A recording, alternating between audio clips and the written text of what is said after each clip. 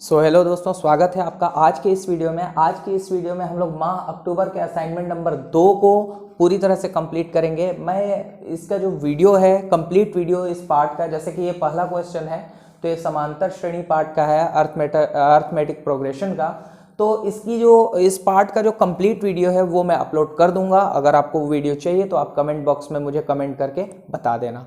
बाकी यहाँ पर जो असाइनमेंट के क्वेश्चन आए हुए हैं इसको हम लोग सॉल्व करेंगे, देखते हैं कैसे बनता है और समझेंगे कि ऐसे क्वेश्चन वाकई में देखा जाए तो एग्जाम के पॉइंट ऑफ व्यू से ऐसे क्वेश्चन काफ़ी इंपॉर्टेंट बनते हैं। तो ये क्वेश्चन आता है एग्जाम में, तो हम लोग इसको देखेंगे कि इसको बनाते कैसे हैं, कौन कौन से सीक्रेट हैं इसमें और क्या क्या हम लोग ट्रिक यूज़ कर सकते हैं इसको सॉल्व करने के लिए। और हम ऐसा ट्रिक यूज़ करेंगे ऐसे क्वेश्चनों को सॉल्व करने के लिए कि यदि हमको केवल उतना ही पता रहे तो हम ऐसे क्वेश्चनों को आसानी से कर सकते हैं। ठीक है, तो बने रहिए आप लोग मेरे साथ। मेरा नाम है संजय और आप देख रहे हैं digital technology India with education.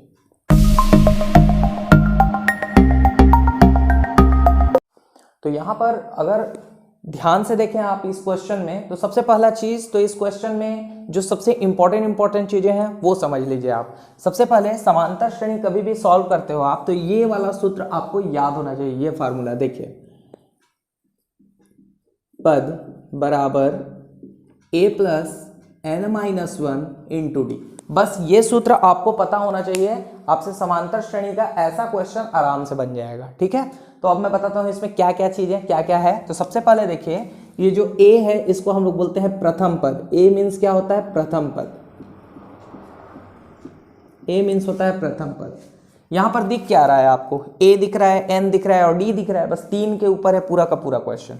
तो a मीन्स होता है प्रथम पद, नाम से ही पता चल रहा है। प्रथम पद मतलब पहला पद। n का मतलब होता है पदों की संख्या।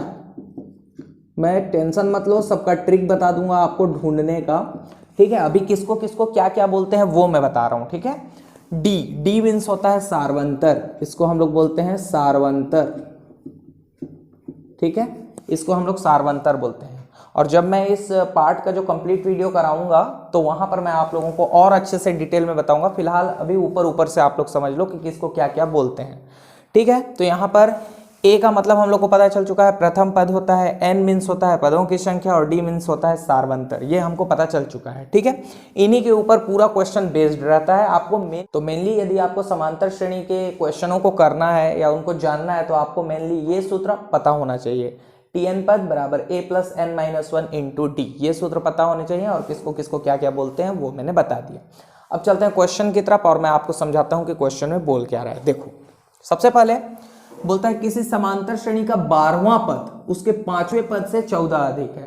ठीक बात है भाई, इतना तो हमको समझ में आ गया कि जो 12वां पद है, मतलब जो 12वां पद जो रहेगा वो क्या रहेगा? वो बोलता है कि 5वें पद से 14 अधिक रहेगा। मतलब 5वां पद से 14 और अधिक मतलब प्लस होगा। अधिक के लिए प्लस यूज करते हैं हम लोग।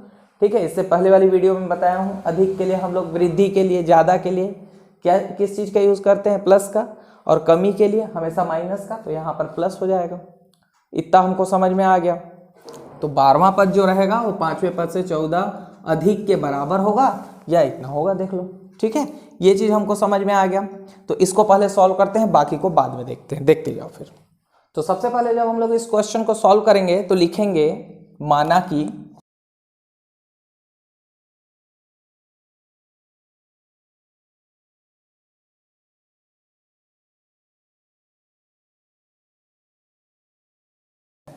ठीक है, माना कि ये प्रथम पद और डी सारवंतर है, ये हमको पता है। ठीक है, आगे चलते हैं। प्रश्नानुसार क्या बोल रहा है? देखो, प्रश्नानुसार क्या बोला है कि समांतर श्रेणी का 12वां पद 5वें पद से 14 अधिक है। मतलब जो 12वां पद है, 12वां पद किसका? समांतर श्रेणी का। लिख लेते हैं,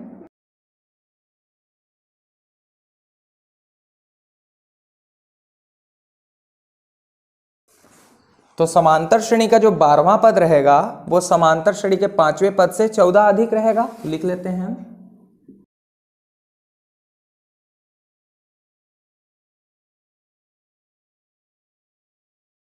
देखिए जो समांतर श्रेणी का जो 12वां पद रहेगा वो समांतर श्रेणी के 5वें पद से 14 अधिक रहेगा। ऐसा, ठीक है।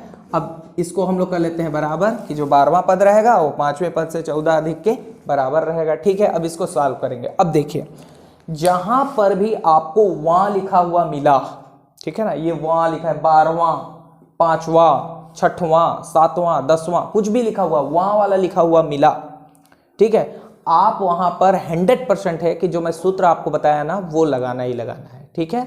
जहां पर भी वहां मिला वहां सूत्र लगाना ही आपको, पहला चीज नोट कर लो इसको, ठीक है। तो यहां पर देखिए 12वां बोल रहा है तो यहां पर सूत्र लगेगा सबसे पहले कौन सा वाला भैया, लगा दीजिए a+n-1 इंटू डी वाला, ठीक बात है। यहां पर भी 5वां बोला है, ठीक है, 5वां, तो 100% यहां भी सूत्र लगेगा, लगा दीजिए a+n-1 इंटू डी प्लस 14 का प्लस 14 बराबर का बराबर, ठीक बात है, ठीक है, समझ में आया।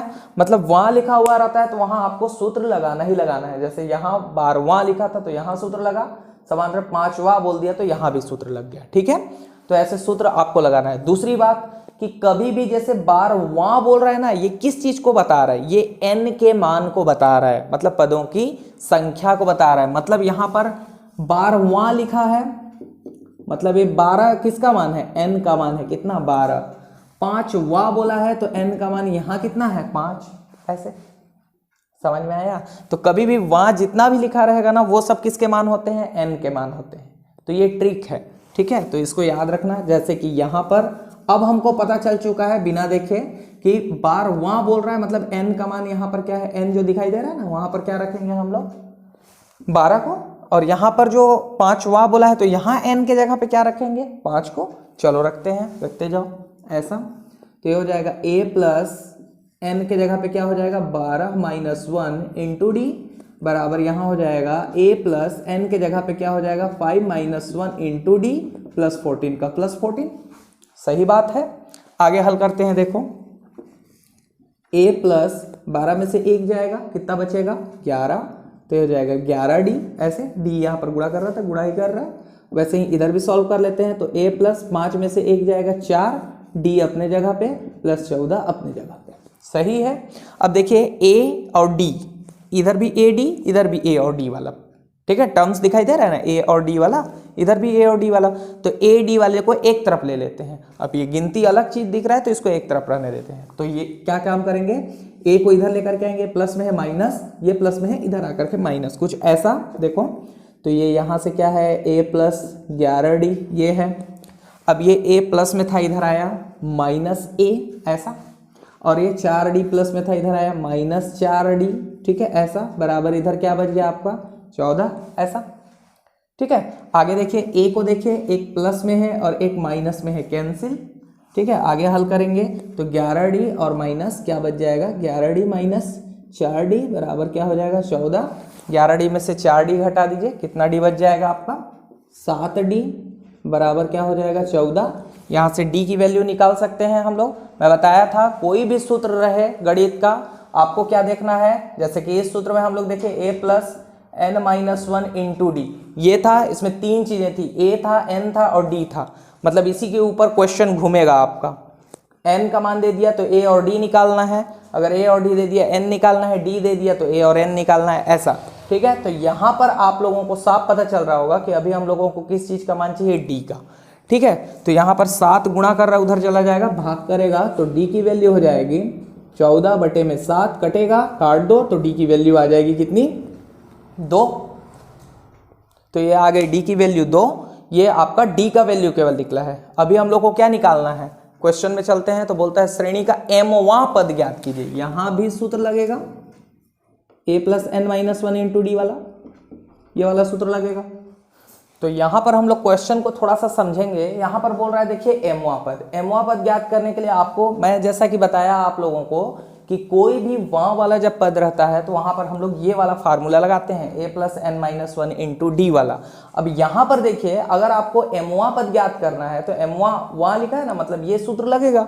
अब इसके लिए आपको a भी चाहिए, n भी चाहिए, d भी चाहिए। n तो चलो यहीं से मिल जाएगा आपका, क्योंकि n वहां बोल दिया मतलब m वहां, मतलब क्या हो जाएगा n के जगह पे क्या हो जाएगा, n का मान जब भी वहां लिखा रहता है मतलब उसको लिखते हैं ना। जैसे यहाँ देखिए बार वहां लिखा हुआ था तो वहां मतलब ये सूत्र लगा और n का मान क्या रखे हैं हम लोग 12। वैसे यहाँ देखिए 5 वां पद बोला है तो n के जगह पे 5 रख दिए, वैसे ही m वहां बोला है तो n के जगह पे क्या हो जाएगा m। ये तो समझ में आ रहा है, लेकिन a और d चाहिए ना और सॉल्व करने के लिए, तो इसीलिए हम लोग अभी क्या निकाले हैं, d का मान निकाल चुके हैं।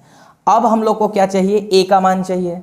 अब a का मान के लिए नेक्स्ट लाइन पढ़िए, दोनों पदों का योग 36 है, मतलब 12वां पद और 5वां पद, इन दोनों का योग मतलब 12वां पद को और 5वां पद को यदि हम लोग जोड़ दें तो कितना हो जाएगा, बोलता है 36 हो जाएगा, ऐसा बोल रहा है।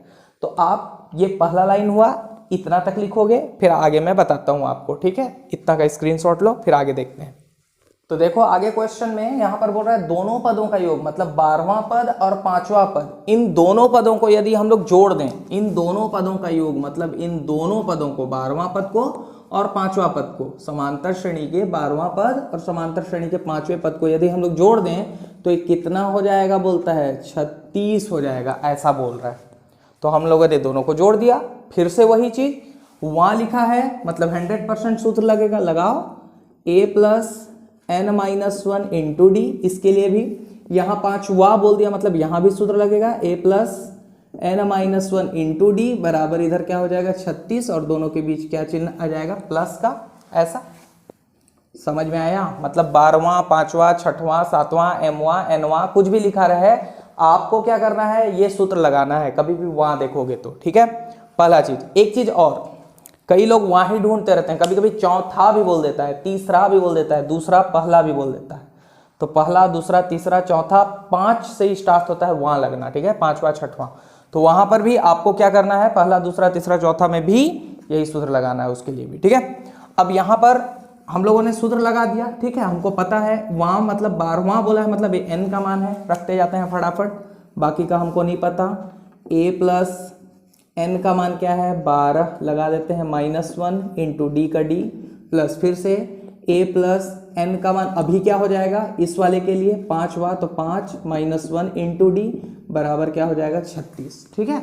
आगे सॉल्व करते हैं, तो a प्लस 12 में से 1 जाएगा कितना 11d प्लस a प्लस 5 में से 1 4d बराबर हो जाएगा क्या 36, ऐसा, ठीक बात है। आगे और सॉल्व कर लेते हैं, देखो a कितना ठो a, 2 ठो a हो जाएगा प्लस 11d में से 4d जोड़ेंगे तो कितना हो जाएगा ये 15d बराबर क्या हो जाएगा 36। हमको किसका मान चाहिए, a का मान चाहिए, यहाँ d का मान रख सकते हैं हम लोग, तो रख देते हैं d का मान हमारा कितना था 2, तो रख देते हैं 2a प्लस हो जाएगा 15 गुणित d का मान कितना हो जाएगा 2 बराबर हो जाएगा क्या 36, गुणा कर देते हैं तो यहाँ पर हो जाएगा 2a प्लस 30 बराबर क्या हो जाएगा 36। हमको a का मान चाहिए क्योंकि d तो हम ऑलरेडी निकाल चुके हैं, d की वैल्यू कितने निकाले हैं 2 निकाल चुके हैं, अब a की वैल्यू चाहिए तो 30 प्लस में उधर भेज देंगे, माइनस में हो जाएगा, तो यहाँ से बच जाएगा आपका 2a बराबर उधर से 36 और ये 30 प्लस में था इधर चला गया माइनस 30, घटा देंगे तो 2a बराबर हो जाएगा 6, a की वैल्यू निकालेंगे जाके भाग करेगा और कट जाएगा और a की वैल्यू कितनी आ जाएगी 3, तो d की वैल्यू हम लोगों ने निकाल लिया 2 और a की वैल्यू निकाल लिया 3, कितना आसान तरीके से, ठीक है। बस कुछ नहीं किया हूं, क्वेश्चन के हिसाब से समांतर श्रेणी का 12वां पद 5वें पद से 14 अधिक था, तो 12वां पद जो था वो 5वें पद से 14 अधिक था, 14 अधिक करके हल किए थे, जहां जहां वहां लिखा हुआ था सूत्र लगाए और सूत्र में जो 12वां बोल दिया n का मान, 5वां बोल दिया n का मान, रख करके सॉल्व किए, d का मान निकला। उसी प्रकार सेकंड लाइन में बोलता है दोनों पदों का योग मतलब 12वां पद प्लस 5वां पद दोनों को जोड़ दीजिए कितना हो जाएगा 36, उस हिसाब से हम लोग a का मान निकाल लिए। अब जब हमारे पास a और d मिल चुका है तो अब हम लोग चलेंगे mवां पद ज्ञात करने के लिए, ठीक है। तो नेक्स्ट स्टेप में आपको इतना लिखना है, चलिए आगे देखते हैं। तो अब हम लोग निकालेंगे अब हम लोग निकालेंगे समांतर श्रेणी का mवां पद, फिर से mवां बोल दिया, ठीक है। तो क्या करेंगे, सूत्र लगाएंगे, लगा देते हैं a plus n minus 1 into D लगा देते हैं। अब सबका मान हमको पता ही है, रखते जाते हैं, a का मान ऑलरेडी हमने निकाला हुआ था कितना है 3 प्लस n, अब यहां पर n का मान क्या हो जाएगा mवां, जैसे 12वां बोल रहा था तो 12 रख रहे थे, वैसे ही mवां बोला है तो n के जगह पे क्या रख देंगे m माइनस 1 इंटू डी की वैल्यू कितनी हो जाएगी, इंटू मतलब गुणा हो रहा है ना यहाँ, तो d की वैल्यू कितनी है 2, रख देते हैं 2 आगे सॉल्व कर लेते हैं। तो 3 प्लस 2 का गुणा हो रहा है, गुणा कर देंगे 2 का m से, 2m माइनस 2 एकम 2, ऐसे हो जाएगा।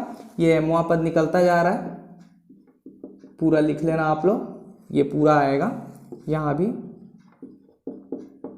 m पद। ठीक है, सॉल्व कर लेते हैं। तो 3 में से 2 जाएगा ना, माइनस से मतलब घटेगा, तो यहाँ से बच गया 2m, बड़ा संख्या प्लस में है तो प्लस, 3 में से 2 जाएगा 1। ये रहा आपका समांतर श्रेणी का m पद, 2m + 1 इसका आंसर होगा। ठीक है, तो ऐसे सॉल्व कर लेना है। तो समांतर श्रेणी की डिटेल वीडियो मैं बनाऊंगा, पूरा उस चैप्टर को पूरा सॉल्व करेंगे हम लोग। फिलहाल असाइनमेंट के हिसाब से आपको इतना लिखना है, फर्स्ट क्वेश्चन का आंसर। ठीक है, चलो नेक्स्ट क्वेश्चन पे चलते हैं। तो ये रहा असाइनमेंट नंबर 2 का दूसरा क्वेश्चन, जिसमें बोल रहा है समांतर श्रेणी, ये भी उसी पार्ट से है। समांतर श्रेणी 8, 15, 22 डैश डैश डैश का अंतिम पद 218 है, पदों की संख्या ज्ञात कीजिए। अब देखिए यहाँ पर भी आपको a, d और n के ऊपर ही पूरा निर्भर है, लेकिन थोड़ा सा इसमें ट्रिक है। देखो, कभी भी मैं आपको क्या सिखाया था, सूत्र क्या था हमारा, tn पद। अभी इससे पहले जो क्वेश्चन कराया था मैंने, उसमें मैंने आपको बताया था कि tn पद बराबर a + n - 1 × d होता है। बिल्कुल सही बात है, ये मैंने बताया था। अब देखिए, कभी भी अंतिम पद लिखा हुआ मिले, ठीक है, जैसे इस क्वेश्चन में लिखा हुआ है कि अंतिम पद इतना है, अंतिम पद लिखा हुआ मिले, तो आपको यहाँ पर क्या करना है, tn पद को हटा करके यहाँ l लिख देना है। l मीन्स होता है लास्ट टर्म, ठीक है ना, तो l अंतिम पद के लिए लिखा जाता है l। ठीक है, तो अब आपको समझ में आ ही रहा होगा कि अंतिम पद l है, मतलब अंतिम पद कौन है, 218। तो 218 तो हमको मिल गया, अंतिम पद l का मान तो मिल गया हमको 218। आपको पदों की संख्या याद करना है, और मैंने बताया कि पदों की संख्या किसको बोलते हैं हम लोग, n को बोलते हैं पदों की संख्या। मतलब आपको किसका मान निकालना है, इसी n का मान ज्ञात करना है कि पदों की संख्या ज्ञात कीजिए, मतलब n का मान निकालना है। तो सवाल यहाँ पर यह आता है कि यहाँ पर वहाँ सा कुछ तो लिखा नहीं है, तो हम लोग a और d कैसे निकालेंगे। ठीक है, तो जब मैं कंप्लीट वीडियो बनाऊंगा तब मैं डिटेल से बताऊंगा। फिलहाल आप ये समझ लीजिए कि a और d हम लोग ऐसे क्वेश्चनों में कैसे निकालते हैं। जब भी कभी आपको इस टाइप का समांतर श्रेणी मिले, इतना कॉमा इतना कॉमा इतना, तो इसी में a और d छिपा रहता है। देखो, एकदम आसान तरीके से हम लोग ढूंढेंगे। तो सबसे पहले हल करेंगे इसमें और लिखते हैं क्या क्या चीज दिया है। तो सबसे पहले दिया है, देखिए क्या क्या चीज दिया है। सबसे पहले हम लोग निकालते हैं प्रथम पद। तो लिख लेते हैं प्रथम पद, नाम से ही पता चल रहा है, आप ढूंढ भी सकते हो। प्रथम पद a बराबर प्रथम पद मतलब पहला पद। अब इस समांतर श्रेणी को देखो, ये वाला 8, 15, 22, आपको इसमें कौन सा पहला पद लग रहा है, कॉमन सेंस वाली बात है यार, 8 ही लग रहा होगा, तो यही है आपका प्रथम पद, a का मान। इतना आसान। जब ऐसे समांतर श्रेणी देता है तो आराम से आप निकाल सकते हो a का मान। ठीक है, अब सवाल आता है d का मान क्या होगा। n तो हमको निकालना है, l पता चल ही रहा है, लेकिन d का मान कैसे निकालेंगे। तो d को हम लोग क्या बोलते हैं, सेकेंडली सारवंतर, यह हमको पता है। ठीक है, सारवंतर d। तो d की वैल्यू कैसे निकालते हैं, देखो, जो सेकेंड पद होता है उसमें पहला पद को हम लोग को माइनस करना होता है, और यहीं पर ज्यादातर बच्चे गलत करते हैं।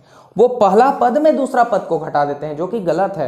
आपको दूसरे पद में पहले पद को घटाना है, मतलब इधर वाले से इसको घटाना है। कैसे कैसे, देखो, यहां पर आपको 15 में से क्या करना है, 8 को माइनस करना है, मतलब सेकेंड वाले पद से पहले वाले पद को माइनस करना है। ऐसा है, समझ में आ रहा है। तो 15 में से क्या घटाएंगे हम लोग, 8 घटा देंगे, ऐसा। ठीक, 15 में से हम लोग क्या करेंगे, 8 घटाएंगे और आंसर आ जाएगा आपका 7। ये रहा सारवंतर। तो a और d मिल गया आपको, l ऑलरेडी पता है। अभी ये क्वेश्चन कितने चीजों के ऊपर डिपेंड चला गया था, 1, 2, 3, 4। इससे पहले 3 चीजों पे डिपेंड था, तो यहाँ पर अभी 4 चीजों पे डिपेंड है, और 4 में से 3 चीज हम लोगों के पास ऑलरेडी है। l अंतिम पद लिख ही लेते हैं उसको भी, तो यहाँ पर हो जाएगा अंतिम पद l बराबर हो जाएगा 218। ठीक बात है। तो यहाँ पर l भी हमको मिल गया, a भी मिल गया, d भी मिल गया, n का मान निकालना है तो आराम से पक्षांतर करके निकाल सकते हैं। देखो कैसे, हम लोग का सूत्र लगाएंगे हम लोग वही वाला। तो इस बार हो जाएगा, चूंकि l बराबर a + n - 1 × d, वही वाला सूत्र हो गया। l की वैल्यू कितनी है, 218, रख दीजिए इसके नीचे। 218 बराबर a की वैल्यू हमको पता है कितना है, 8, प्लस n की वैल्यू नहीं पता, जाने दो, n-1 हो जाएगा, इंटू d की वैल्यू हमको पता है कितना है 7 रख दो ऐसा, ठीक है। n का नहीं पता ना, इसी को तो निकालना है। आगे सॉल्व करते हैं, एक एक करके आराम से पक्षांतर करेंगे एक एक करके। सबसे पहले इसको पक्षांतर करते हैं। कई लोग बोलेंगे सर इसको काहे नहीं पक्षांतर कर दिए, क्योंकि ये गुणा कर रहा है ना, पहले गुणा कर लेते हैं फिर पक्षांतर करेंगे, कोई दिक्कत नहीं है। तो 8 को पहले पक्षांतर करते हैं, 8 प्लस में इधर आ गया माइनस में, तो 218 माइनस 8 बराबर यहाँ से क्या बच गया आपका n-1 इंटू 7, गुणा कर देंगे अभी। 218 में से 8 जाएगा, कितना बच जाएगा 210 बराबर 7 का गुणा कर देते हैं, 7 का n से 7n, पता ही है आपको, 7 एकम 7 ऐसे हो जाएगा। अब क्या करेंगे, हमको n का मान चाहिए, तो ये -7 कोई काम का नहीं है, इसको इधर भेज दो, -7 इधर आकर के +7 में बदल जाएगा, तो ये हो जाएगा 210 प्लस 7 बराबर यहाँ से क्या बच गया 7n, 210 में 7 जोड़ देंगे क्या हो जाएगा 217 बराबर क्या हो जाएगा यहाँ 7n, n का मान चाहिए आपको, 7 यहाँ गुणा कर रहा है, इधर आएगा भाग करेगा, तो 217 बटे क्या हो जाएगा 7 बराबर n, काट दीजिए इसको, तो n की वैल्यू कितनी निकल करके आ जाएगी आपका 7×3=21 और 7×1=7 मतलब 31, तो 31वां पद। मतलब क्वेश्चन को समझिए, जैसे पहला नंबर पे है 8, दूसरा नंबर पे है 15, तीसरा नंबर पे है 22, ऐसे करते करते और भी चौथे नंबर पे कुछ, पांचवें नंबर पे कुछ होगा, ऐसे ही करके 218 जो अंतिम पद रहेगा वो कौन से नंबर पे आएगा, पहला पे है, दूसरा पे, तीसरा पे, चौथा पे भी कुछ ना कुछ होगा, पांचवा पे भी कुछ ना कुछ होगा, छठवें पे भी कुछ ना कुछ होगा, तो ये जो 218 है वो कौन से नंबर पे आएगा, तो ये रहा उसका आंसर, 31वां नंबर पे क्या रहेगा 218। ऐसे सॉल्व करते हैं इसको, तो आपको असाइनमेंट में ऐसे लिखना है, ठीक बात है, समझ में आया। तो ये है समांतर श्रेणी का क्वेश्चन। अब चलते हैं नेक्स्ट क्वेश्चन की तरफ और देखते हैं नेक्स्ट क्वेश्चन में बोल क्या रहा है। तो ये रहा आपका क्वेश्चन नंबर तीसरा। ये जो क्वेश्चन है, इसको जब मैं फर्स्ट टाइम देखा तो ये जो क्वेश्चन है, ये जो नए सिलेबस के आधार पे ये क्वेश्चन नहीं है, मतलब ये जो क्वेश्चन दिया हुआ है ये नए सिलेबस में दिया ही नहीं हुआ है। के नियम बहुत पुराना था, जिसको हम लोग मतलब आज से 2 साल 3 साल पुराना था, और ये के नियम हम लोग उस समय पढ़े हुए थे, ठीक है। और अभी के सिलेबस में ये के नियम दिया ही नहीं हुआ है, फिर भी पता नहीं कैसे असाइनमेंट नंबर 2 में ये क्वेश्चन दे दिया गया है। खैर फिलहाल कोई बात नहीं, हम लोग इसको भी सॉल्व करेंगे और इसको भी बना करके देखेंगे, लेकिन टेंशन लेने वाली बात नहीं है। ये आपके बुक में नहीं दिया हुआ है, मतलब ये एग्जाम में नहीं आएगा, लेकिन दे दिया है तो हम इसको असाइनमेंट में सॉल्व कर देते हैं। देखते जाओ कैसे। सबसे पहले ऐसे क्वेश्चन को कैसे हल करते हैं, दिया हुआ है देखिए कि यदि A अनुपात B बराबर C अनुपात D हो तो के नियम के द्वारा सिद्ध कीजिए कि A² प्लस C² बटे B² प्लस D² बराबर AC बटे BD होता है। ये आपको सिद्ध करना है, ठीक बात है भाई। तो सबसे पहले ऐसे क्वेश्चनों को कैसे सॉल्व करते हैं, देखो ये क्वेश्चन आपके बुक में बिल्कुल भी नहीं दिया हुआ है ना, तो परेशान होने की जरूरत नहीं है, आप इसको नॉर्मली असाइनमेंट में दिया है तो बनाना पड़ेगा, इसलिए आप लोग समझ लो इसको। देखो सबसे पहले दिया है, क्या दिया है भाई, उसको लिख लेते हैं। दिया है A अनुपात B बराबर C अनुपात D, ऐसा दिया हुआ है। अनुपात का मतलब होता है बटे, ये याद रखिएगा। तो यहां पर एग्जैक्ट कैसे दिया हुआ है, ये ऐसे दिया है A बटे B, A अनुपात B मतलब A बटे B, और C अनुपात D मतलब C बटे D, और इन सब के बराबर आपको क्या मान लेना है K। बस इसको आप लोगों ने क्या किया है, माना है कि इन सब के बराबर K है। इसी को हम लोग के नियम बोलते हैं, के नियम से सिद्ध कीजिए ऐसा बोलते हैं, तो ये K मान लिए, ठीक है। अब देखिए दोनों के बराबर K है भाई, A बटे B के बराबर भी K हो रहा है, C बटे D के बराबर भी K हो रहा है, तो दोनों को अलग अलग ले लीजिए। कैसे, देखो A बटे B के बराबर भी K हो गया, कॉमा लगा करके, C बटे D के बराबर भी क्या हो गया आपका K हो गया, ऐसा, ठीक है। और अगर मैं अब यहां पर से A की वैल्यू निकालूं तो B यहां क्या कर रहा है, भाग कर रहा है, उधर जाएगा क्या करेगा, गुणा करेगा, तो A की वैल्यू निकल करके आएगी B के, ऐसा। और इसी प्रकार C की वैल्यू निकालूं तो क्या निकल करके आएगा D के। बस आपको ये वैल्यू याद रखनी है, आपके पास A की वैल्यू है और C की वैल्यू है कि A का मतलब B के होता है, तो मतलब कहने का मतलब क्या है कि जहां पर आपको A दिखेगा वहां पर आप B के रख सकते हो, या B के जहां दिखाई देगा वहां आप A रख सकते हो, ऐसा। ठीक उसी प्रकार C के जगह पे आप D के रख सकते हो, और D के जगह पे क्या रख सकते हो, C रख सकते हो। अब चलते हैं हमारे क्वेश्चन की तरफ और सॉल्व करते हैं। देखो सबसे पहले यहाँ पर ये वाला पक्ष को हम लोग बायां पक्ष बोलते हैं, लेफ्ट हैंड साइड LHS बोलते हैं। तो पहले LHS लेकर के सॉल्व करते हैं, फिर RHS लेकर के सॉल्व करेंगे। आप RHS लेकर के पहले सॉल्व कर सकते हो, LHS लेकर कैसे भी करके सॉल्व कर सकते हो। आप चाहो तो दोनों लेकर के भी सॉल्व कर सकते हो, कोई प्रॉब्लम नहीं है, ठीक है। फिलहाल मैं LHS ले लेता हूँ सबसे पहले, और कोशिश करूंगा कि LHS का जो भी आंसर आए वही RHS के भी आंसर में आए। तो LHS ले लेते हैं। क्या है LHS? a square plus c square बटे क्या है b square plus d square, यही है, सही बात है। चलो हल करते हैं इसको। देखो a, तो a का मान हमको पता है क्या होता है भाई, b के हमको पता ही है। यहाँ रख सकते हैं a के जगह पे, बिल्कुल रख सकते हैं। ये रखा मैंने, b के स्क्वायर लगा था तो मैंने लगा दिया स्क्वायर। ये देखिए a के जगह पे b के रख दिया हूँ, बस, ठीक है। वैसे ही c के जगह पे क्या रख देंगे हम लोग, d के, तो c के जगह पे रख दिया मैंने d के, स्क्वायर लगा है तो स्क्वायर। नीचे का ज्यों कहते हो बे स्क्वायर प्लस डी स्क्वायर, ठीक है। सॉल्व करेंगे। अब देखिए इसको हम लोग बोलते हैं पूरे का घात दो। पूरे का घात दो मतलब पूरे के ऊपर लगा है, मतलब कुछ ऐसे बी स्क्वायर बी के ऊपर भी लगा है और के ऊपर भी स्क्वायर लगा है, ऐसा पूरे का घात दो। ठीक उसी प्रकार यहाँ भी डी के स्क्वायर मतलब क्या हो जाएगा के का स्क्वायर, ऐसा मतलब डी के ऊपर भी लगा है के ऊपर भी लगा है, ठीक है। नीचे का ज्यों कहते हो b square plus d square. अब जरा ऊपर वाले को ध्यान से देखिए, और क्या ऐसा चीज आपको दोनों पक्षों में दोनों तरफ लग रहा है कि हम कॉमन निकाल सकते हैं। ऑब्वियस सी बात है के आपको दिख गया होगा, लेकिन हम के स्क्वायर को निकालेंगे, क्योंकि जब आप ध्यान से देखते हो तो के स्क्वायर यहाँ भी है, के स्क्वायर यहाँ भी है। कॉमन निकाल लेते हैं के स्क्वायर, तो देखिए निकाल लेते हैं के स्क्वायर कॉमन निकल गया। अंदर क्या बच गया यहाँ से बी स्क्वायर प्लस यहाँ से क्या बच गया डी स्क्वायर। देखिए के पकड़ करके बाहर निकाल दिए, तो यहाँ से बी स्क्वायर प्लस का प्लस डी स्क्वायर का डी स्क्वायर।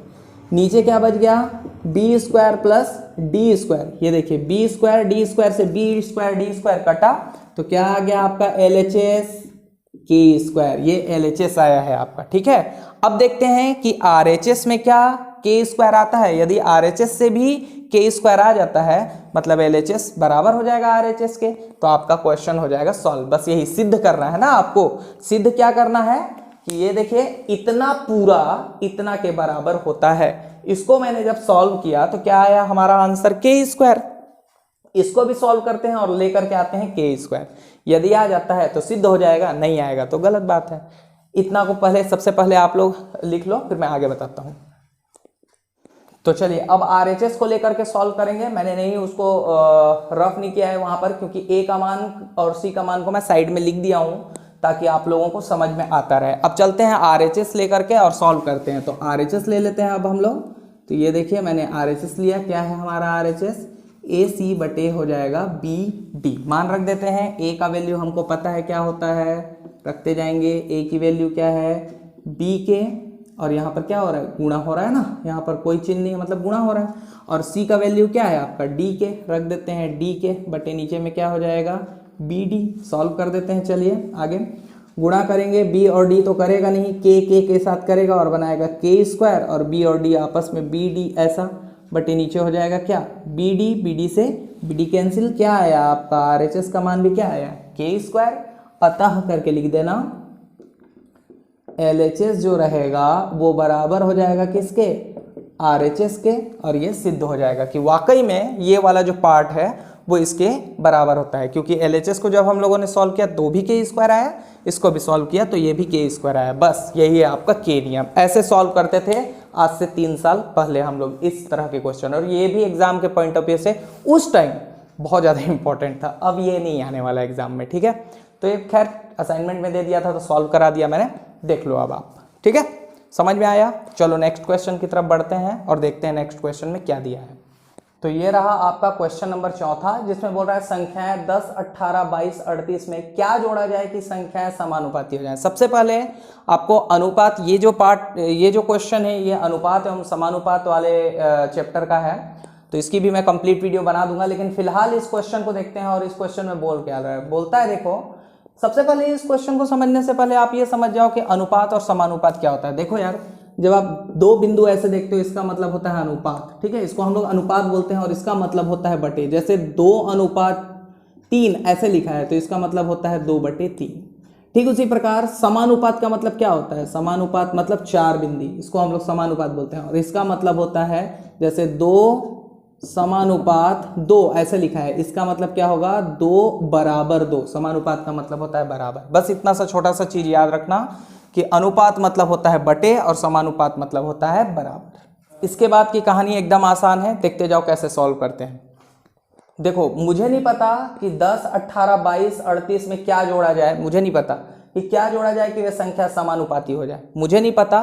तो मेरे पास क्या है, गणित में यही फायदा है कि हम लोगों के पास जब कुछ नहीं होता तो हम लोग x मान लेते हैं कि यहाँ पर क्या है 10, 18, 22, 38 में क्या जोड़ा जाए, कुछ भी नहीं पता तो x जोड़ दो। सबके साथ क्या करो आप, x जोड़ दो, बात हो जाएगा खत्म। देखो कैसे, तो यहां पर लिखेंगे यदि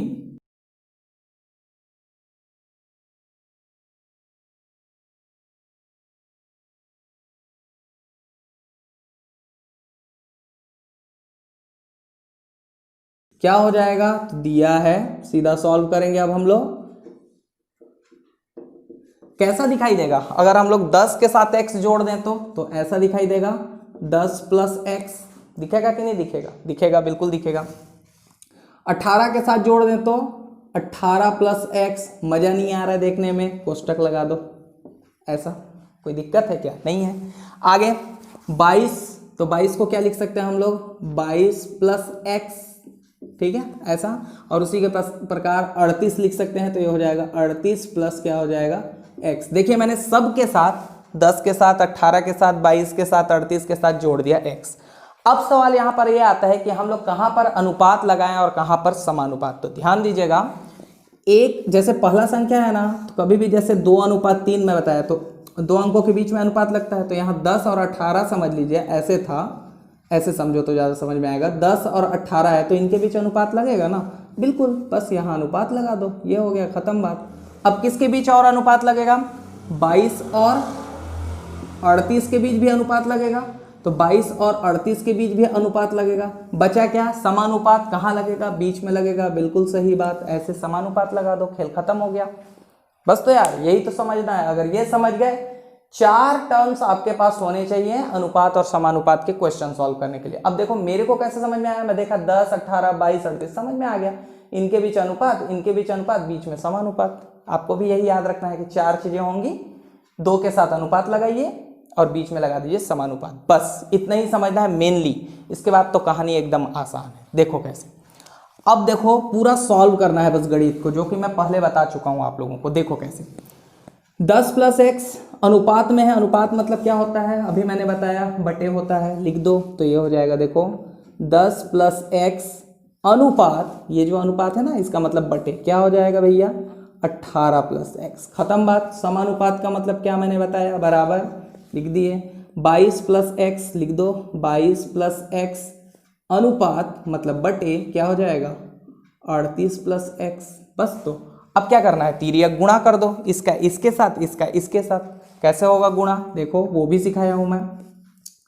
10 प्लस x का गुणा हो जाएगा किससे, 38 प्लस x से, सही बात है ऐसा। 10 प्लस x का गुणा किससे हो गया, 38 प्लस x से, कुछ कोई चिन्ह नहीं है, मतलब क्या हो रहा है, गुणा हो रहा है कोष्टक के बीच। यहां पर से 22 प्लस x का गुणा हो जाएगा किससे, 18 प्लस x से। अगर कोष्टक लगाने में दिक्कत जा रहा है तो लो ऐसे लगा दो कोष्टक, जैसा ऊपर में था वैसे लिख दिया मैंने, बस समझ में आया। अब गुणा कैसे करते हैं ये भी हमको पता है, कैसे, पहले इसका इन दोनों के साथ, फिर इसका इन दोनों के साथ, ठीक है, ज़्यादा सरल और समझ में आता है। इसका इन दोनों के साथ, फिर इसका इन दोनों के साथ। देखो कैसे, पहले इस 10 का करेंगे इन दोनों के साथ, तो कैसे दिखाई देगा, 10 का करेंगे हम लोग सबसे पहले 38 प्लस x के साथ, ठीक है, ये 10 का 38 प्लस x से, बचा कौन, प्लस x, तो प्लस x का फिर से किससे गुणा हो जाएगा, 38 प्लस x के साथ। वैसे ही इधर भी 22 के साथ भी कर लेते हैं, तो यहाँ पर हो जाएगा सबसे पहले 22 का गुणा, आप इधर से इधर भी कर सकते हो, इधर से इधर भी कर सकते हो, ठीक है, जैसा आपकी इच्छा। तो 22 का कर देते हैं कैसे, 18 प्लस x के साथ, फिर प्लस x बचा, इसका भी कर देते हैं 18 प्लस x के साथ। अब गुणा भाग करना तो मैं सिखाइए चुका हूँ आपको, नहीं देखे हो वीडियो तो जा करके देख लेना, फर्स्ट सेकंड वीडियो, आराम से समझ में आ जाएगा, देखते जाओ। गुणा करते हैं तो 38 एकम 38 हो जाएगा, एक जीरो है, जीरो बना दो, ठीक है। 38 एकम 38 या 38 दहा 380 प्लस 10 का x से करेंगे 10x हो जाएगा, प्लस वैसे ही 38 का x से करेंगे ये हो जाएगा 38x प्लस x का करेंगे तो x स्क्वायर, गुणा होता है तो हाथ जुड़ जाते हैं, पता ही हमको। 22 का 18 से करेंगे 18 दूने, ठीक है, 36 के 6 3 बचा, 18 दूने फिर से 36 और कितना बचा था हमारा 3, कितना हो जाएगा 39 396 और प्लस 22 का x से करेंगे तो 22x प्लस 18 का x से करेंगे 18x प्लस x का x से करेंगे x स्क्वायर, ऐसा हो जाएगा। आगे सॉल्व कर लेते हैं इसको। तो देखिए एक स्टेप और बढ़ा देता हूं क्योंकि जितना ज़्यादा स्टेप बढ़ाओगे उतना आसान होता जाएगा। एक स्टेप और मैं बढ़ा दे रहा हूं, देखो 380 प्लस यहाँ पर देखिए 38 ठो x है और यहाँ पर 10 ठो x, टोटल मिला करके कितना x हो जाएंगे 48x प्लस क्या हो जाएगा x स्क्वायर बराबर इधर भी कितना है 396। 22 में से 18x जोड़ देंगे हम लोग, कितना हो जाएगा, कितना x हो जाएगा 40x प्लस क्या हो जाएगा x स्क्वायर। अब क्या कीजिए x वाले को एक तरफ ले लीजिए क्योंकि हमने क्या जोड़ा हुआ है, x जोड़ने पे हमको कुछ नहीं पता था तो x जोड़े हैं, वही x का मान निकालना है आपको। और x का मान निकालने के लिए x वाले को एक तरफ ले लीजिए, गिनती को एक तरफ, तो ये दोनों इधर आ जाएंगे, ये अकेला उधर चला जाएगा। कैसे, ऐसा दिखाई देगा, देखो यहाँ जगह है, बता देते हैं थोड़ा सा। तो यहाँ पर से क्या बच जाएगा भैया आपका 48x, यहाँ लिख देते हैं। तो यहाँ पर से हम लोगों का बच गया है कितना 48x प्लस यहाँ से क्या बच गया है x स्क्वायर। अब देखो ये 40x प्लस में इधर आएगा माइनस 40x, ये प्लस में x स्क्वायर इधर आएगा माइनस x स्क्वायर बराबर यहाँ से क्या बच गया है 396, 380 प्लस में इधर चला जाएगा माइनस 380 हो जाएगा। ऐसा आगे सॉल्व करेंगे। देखो यहाँ पर क्या हो रहा है, देखिए x स्क्वायर प्लस में है, x स्क्वायर माइनस में है, कैंसिल। ऐसा अब 48x में से 40x घटेगा तो कितना x बच जाएगा 8x बराबर 396 में 380 घटाएंगे कितना हो जाएगा 16। आपको x की वैल्यू चाहिए, 8 यहाँ पर गुणा कर रहा है, उधर जाएगा भाग करेगा तो ये हो जाएगा x बराबर 16/8 कटेगा तो 8 दूने 16। ये रहा आपका x का मान जिसको आपको ज्ञात करना था। बोला था ना कि क्या जोड़ा जाए, तो x जोड़ दिए थे। x मतलब कितना, 2 जोड़ने पर, समझ में आया। तो क्या जोड़ने पर 2 यदि आप जोड़ दे रहे हो 10 18 22 38 के साथ तो ये क्या हो जाएगा समानुपात हो जाएगा। ये है आपका आंसर, ऐसे आपको लिखना है। तो ये रहा क्वेश्चन नंबर आपका 4 भी कंप्लीट। क्वेश्चन नंबर 5 को देखते हैं, चलो जल्दी से। तो ये रहा क्वेश्चन नंबर 5, इसको सॉल्व करते हैं। देखो इस क्वेश्चन, ये जो क्वेश्चन है ये आपका निर्देशांक ज्यामिति वाले चैप्टर का है ये क्वेश्चन, ठीक है। तो इस क्वेश्चन में देखिए सबसे ज्यादा जरूरी क्या है, इस क्वेश्चन को समझना। बनाना एकदम आसान है, एकदम सरल तरीके से बनेगा, वही गुणा भाग करना है, कोई ज्यादा दिक्कत वाली क्वेश्चन नहीं है। क्वेश्चन को बस समझने में थोड़ा सा ज्यादा तकलीफ जाता है, ठीक है। तो क्वेश्चन को हम लोग बड़े ध्यान से समझेंगे और एक बार जब क्वेश्चन समझ में आ जाएगा तो इसको बनाना एकदम आसान है। देखो क्या बोल रहे हैं, y अक्ष पर स्थित, सबसे पहले हम लोग समझते हैं कितने अक्ष होते हैं। अक्ष 2 होते हैं, देखिए एक होता है x अक्ष ये वाला और एक होता है y अक्ष ये वाला, ये हमको पता है। ये x अक्ष होता है, एक y अक्ष होता है, सही बात है। अब बोलता है y अक्ष पर स्थित किसी बिंदु के निर्देशांक ज्ञात कीजिए। अब y अक्ष पे कोई बिंदु है, इसका निर्देशांक आपको ज्ञात करना है, ठीक है। जो बिंदुओं 5,-2, मान लीजिए यहां पर कोई बिंदु है एक जिसका नाम है 5,-2, ऐसा एक बिंदु है और एक बिंदु है 3,4। अब आप लोग बोलोगे कि मैं यहीं क्यों लिखा हूं, आगे पढ़ो।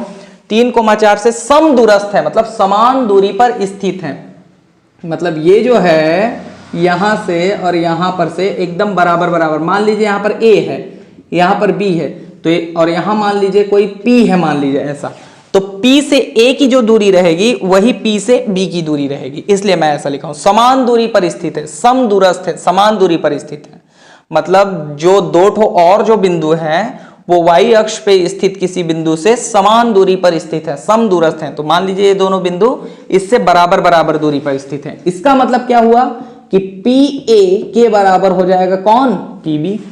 सही बात है कि पी ए के बराबर पी बी होगा। इतना समझ लीजिए आप, इतना समझ में आया। अब आगे देखो, पी ए के बराबर पी बी है। दूसरी बात, अब आपको ज्ञात क्या करना है, वाई अक्ष पर किसी बिंदु के निर्देशांक। अब आप समझिए निर्देशांक क्या होता है। देखो ये जो चीज लिखा हुआ है ना, ये जैसे 5, -2 ऐसा, या 3, 4 ऐसा कुछ लिखा हुआ है, जब भी ऐसा लिखा रहेगा, बीच में कॉमा रहेगा कोष्टक के अंदर, यही है आपका निर्देशांक। अब ये बोलना क्या चाह रहा है, ये कॉमा के इधर वाले को हम हमेशा x बोलते हैं और कॉमा के इधर वाले को y बोलते हैं, यही है आपका निर्देशांक। समझ में आया? इसी को हम लोग निर्देशांक बोलते हैं कि x, y, मतलब कोष्टक के अंदर यदि ऐसा है x, y, अब इस x, y के जगह पे कोई भी संख्या हो सकता है, तो इसको हम लोग बोलते हैं निर्देशांक। बस बात हो गया खत्म, इतना ही। तो अब बोल रहा है y अक्ष पे स्थित किसी बिंदु का निर्देशांक ज्ञात कीजिए। तो y अक्ष पे यदि मैं ध्यान से देखूं तो एक तो आपका बीच में सेंटर में 0 मिलता है आपको, तो यहां पर मान लीजिए एक तो हो जाएगा 0, और सेकेंडली हमको नहीं पता कि क्या होगा। ठीक है, सेकेंडली हमको ऐसे समझो, फर्स्ट तो हो जाएगा आपका 0, सेकेंडली हमको नहीं पता क्या होता है। ठीक है, तो कहने का मतलब x का मान तो हमको मिल गया 0, ठीक है 0 रहेगा। अब y का मान हमको नहीं पता क्या है, तो मैं एग्जैक्ट यहां पर लिख सकता हूं y का मान क्या होगा ऐसे। मतलब मेरे को कुल मिलाकर के किसका मान निकालना है, y का मान यहां पर से निकालना है। निर्देशांक ज्यामिति हम लोग पढ़ रहे हैं ना, दो चीजों से बनकर के मिलकर के बना रहता है निर्देशांक, x और y। x का मान 0 दे दिया है, आपको y का मान ज्ञात करना है कि y के जगह पे क्या होगा। जैसे जितने भी निर्देशांक आप देख रहे हो, जैसे 5, -2, 3, 4 ऐसे निर्देशांक है, वैसे यहां पर देखिए ये निर्देशांक थोड़ा सा अटपटा टाइप का लग रहा है। 0 तो है, संख्या तो है, लेकिन एक ठो और संख्या यहां होना चाहिए, किसकी जगह पे, y की जगह पे। तो आपको किसका मान ज्ञात करना है, y का मान ज्ञात करना है। ठीक है, चलो क्वेश्चन को देखते हैं, बनाते हैं, तब आपको और ज्यादा सरल में समझ में आएगा। और एक चीज कि क्वेश्चन बनाने में एकदम आसान है, समझने में थोड़ा सा कठिन है। तो क्वेश्चन समझिए ध्यान से, बनाना एकदम आसान है। देखो कैसे। तो इस क्वेश्चन को समझने के लिए मैंने साइड में एक मार्क यहां पर बना दिया है, एक चित्र टाइप का। देखो यहां पर P एक बिंदु हुआ, A एक बिंदु हुआ और B एक बिंदु है। ये अलग अलग 3 बिंदु हैं, ठीक है। और एक पे निर्देशांक 0, y, जैसा कि मैं बता चुका था कि y का मान आपको निकालना है। A बिंदु का निर्देशांक 5, -2, B का निर्देशांक 3, 4, ठीक है। तो ये हमको पता है। अब इसमें आप डिफरेंस आराम से समझ में आपको आ रहा होगा कि यार वाकई में यहाँ पर गिनती, जैसे कि यहाँ दोनों जगह गिनती आपको दिखाई दे रहा है 1, 2, 3, 4, वैसे यहाँ पर यदि आप ध्यान से देखो तो यहाँ पर 0 है और कॉमा करके y दिया हुआ है, मतलब यहाँ भी y के जगह पे भी कोई ना कोई संख्या एक होगा। दूसरी बात समझने वाली बात यह है कि जब भी हम दो बिंदुओं के बीच की दूरी याद करते हैं, जब मैं इस चैप्टर को बताऊंगा आप लोगों को, जब कंप्लीट कराऊंगा, तो वहां पर आपको ये एक फॉर्मूला आपको काम में आने वाला है। उस फॉर्मूला को अभी हम लोग देखेंगे। देखिए कभी भी हम लोग जब दो बिंदुओं के बीच की दूरी याद करते हैं, जैसे मान लीजिए एक बिंदु ये है, एक बिंदु ये है, अगर हम लोग इन दोनों बिंदुओं के बीच की दूरी याद करते हैं तो उसके लिए एक सूत्र है। वो सूत्र है